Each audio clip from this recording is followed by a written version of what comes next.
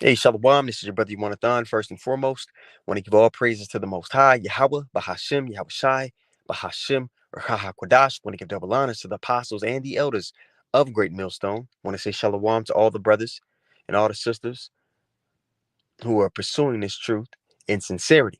All right, may the blessing of election be upon your house. Today's lesson is a lesson I do, I'd say annually. There's always new people coming into the walk, and there's certain things that they need to understand about the journey that they're about to embark on. And one of those things is gain is not necessarily godliness. There's going to come a time in your walk where you want to, you know, give more time to endeavors in the world, or opportunities may come up, but you got to weigh them in the balance if they're going to pull you away from the mission. There's going to be times where the Lord takes things from you, and you might just have what you need to get through from day to day. And to people who are carnal, they say, "Oh, that's God wants you to have things," because in the church they preach the prosperity doctrine. So somebody coming out of the world into this, you know, that could be a stumbling block for them.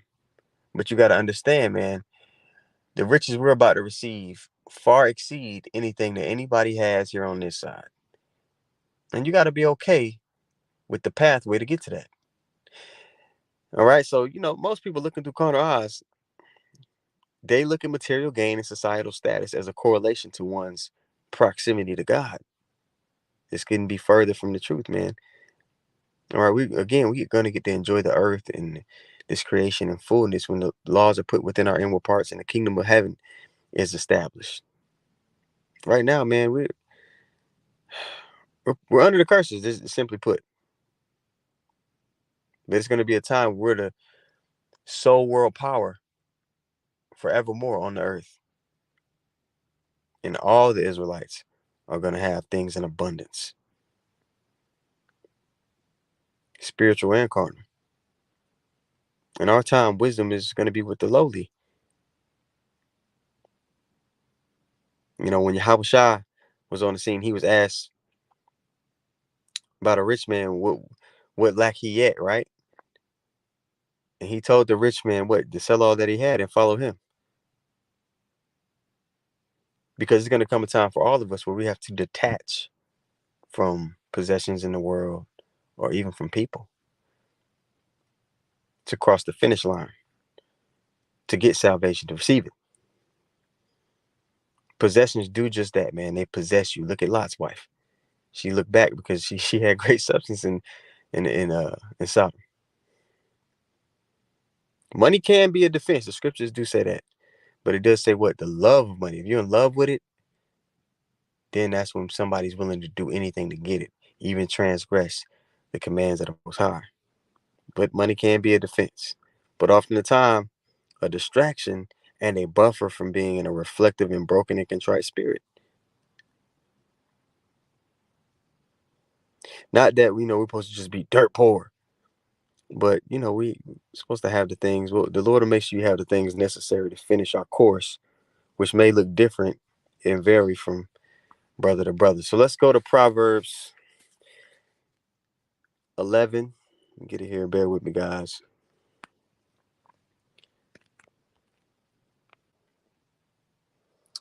It's Proverbs 11. I'll just start at the top. The point I wanted was in 2. It says, a false balance is an abomination to the Lord, but a just weight is his delight. Now, when I walk, there's going to be times where you're brought low, and there's going to be times where you're lifted up. All right. When you go to Philippians 4:10 through 13, that's what it's really going into. You understanding how to walk uprightly, whether you've been brought low or lifted up, abased or bound. All right. Proverbs 11:2. When pride cometh, then cometh shame. But with the lowly is wisdom.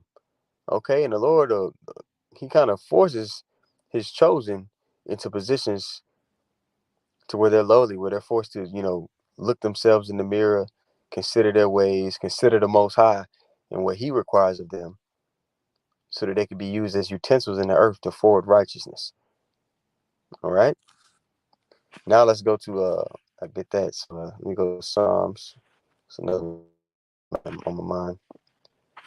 Psalms 138.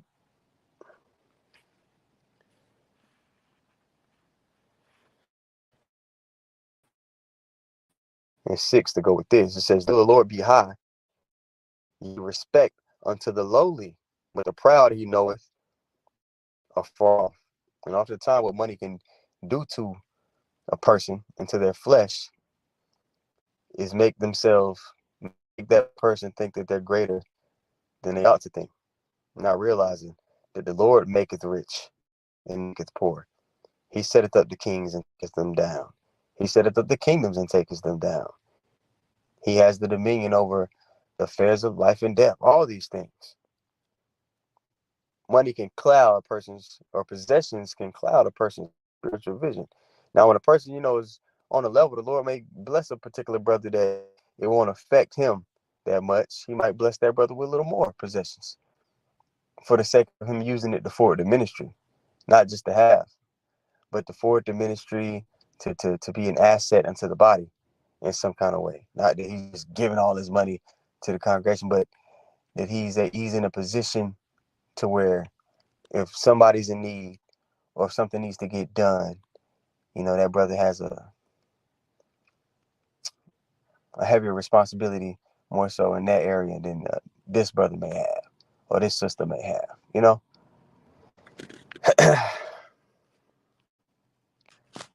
Now, when you look up that word lowly in Psalms 138:6, it looks, let me see. Shapal, we got a brother in the camp named Shapal. All right, in Strong's H8213, it says depressed, literally or figuratively, base, humble, low, low in height, low in station, of condition of the spirit, humiliated, lowly. So yeah, man, the Lord is nigh unto them of a broken and contrite spirit. Okay.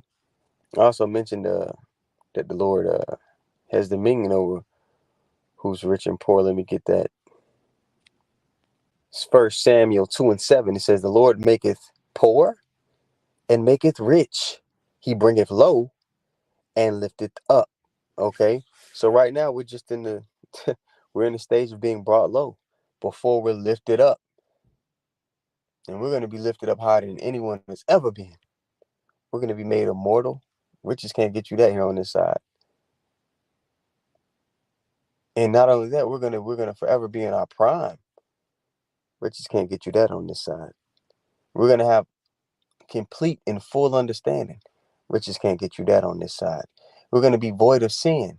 Riches can't get you that on this side. We're gonna have dominion over the people forever. Esau's trying to achieve that with the fatness of the earth he's been given, with his blessing, the sword. But he's not going to get that. That's promised to a particular family of people. So I'm going to read that one more time. 1 Samuel 2:7. The Lord maketh poor and maketh rich. He bringeth low and lifteth up. All right. Rejoice greatly. All right. That's what it says here. Zechariah 9:9. Yeah, it says, rejoice greatly, O daughter of Zion. Shout, O daughter of Jerusalem. Behold, thy king cometh unto thee. He is just and having salvation, which is what we all seek, lowly and riding upon an ass. So being lowly is equated with receiving salvation. When you go to Matthew the 11th chapter in the 29th verse, Yahushua said what? He said, take my yoke upon you and learn of me, for I am meek and lowly in heart, and ye shall find rest unto your souls. So taking this path that he's given us, the lowly path, is how we get rest unto our souls. Man, you see a lot of Jake that have money. You see a lot of people that hit the lottery, and you could just tell, man, they got spirits on them. They're depressed. They tripping out. People, they destroying themselves with drugs and liquor. They trying to cover up their insecurities in all kinds of sorts of ways. Man, you can see Jake just going through it, catching hell, even when they have riches. You know those horror stories about people, Jake hitting the lottery? Because money does one thing, man. It magnifies who a person is. It simply magnifies who they are. and to a person that hasn't been spiritually circumcised and cut off the nature of that old man, it's only going to magnify the darkness in a person. Now, that, again, I mentioned there's some brothers who may be more well off, and the Lord will give brothers particular things when they're ready for it. But having a lot of money for some brothers might be above their strength to actually deal with it spiritually, to still walk uprightly in this world with a bunch of money. It might be too much. So the Lord isn't going to test you above your strength. And that's okay. Just focus on getting to the finish line and offending less. Now, don't take this as a pass not to have a job, not to provide for your family, to take care of yourself. Don't be an idiot, okay? If you can, make a little more money, do it. But you draw the line when it affects your walk, when it affects your growth, okay? That's where you got to draw the line. See, so there's that. Now I also want to go to where was it? Bear with me while I pull it up, guys.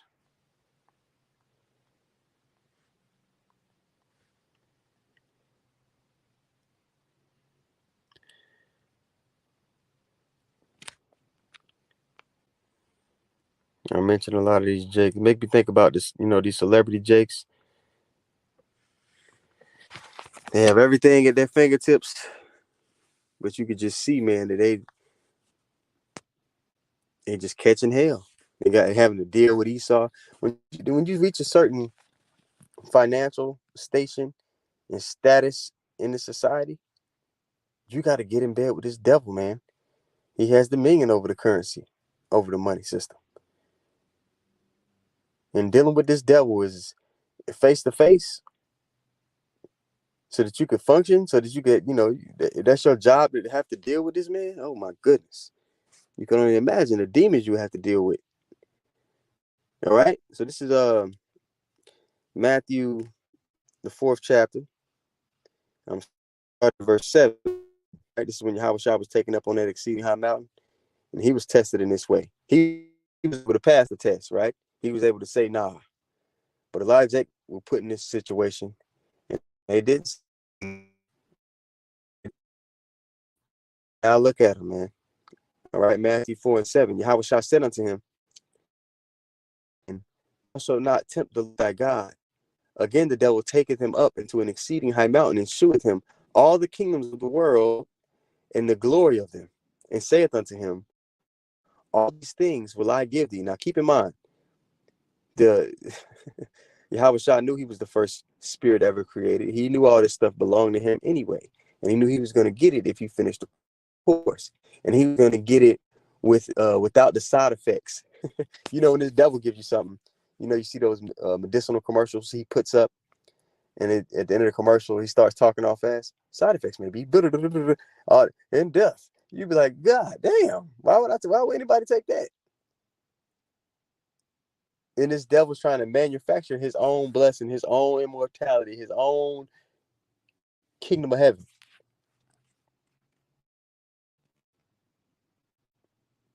But it can't be done right without Yahweh Hashem Yahushua.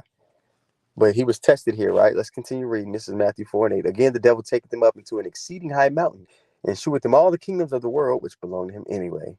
All right, he's going to get on the back end.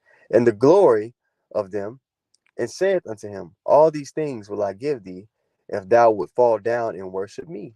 And a lot of our people, man, they're willing to worship this devil, go along with his philosophy, his standard of right and wrong in the earth, in order to get, carnal gain or societal status. Verse 10. Then Yahushua said, then said Yahushua unto him, get thee hence, Satan, for it is written, thou shalt not worship the Lord thy God. Salaki, for it is written, thou shalt worship the Lord thy God, and him only shalt thou serve. You understand? So yeah, man. A lot of people been put through that test and didn't pass it. See, so just like everything belonged to Yahweh Shah anyway, you got to understand as well, man. If we follow course, we're gonna sit beside him in the kingdom. So the same way he had enough gumption to say no, we got to be willing to say no. If anything is in conflict with our pathway to the Father, to offend less, to be in good standing with him, answer is no. That's not game.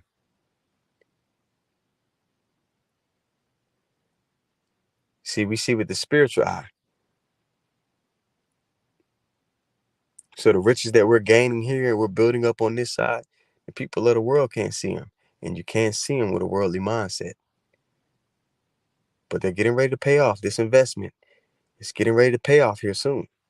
Hang in there, man.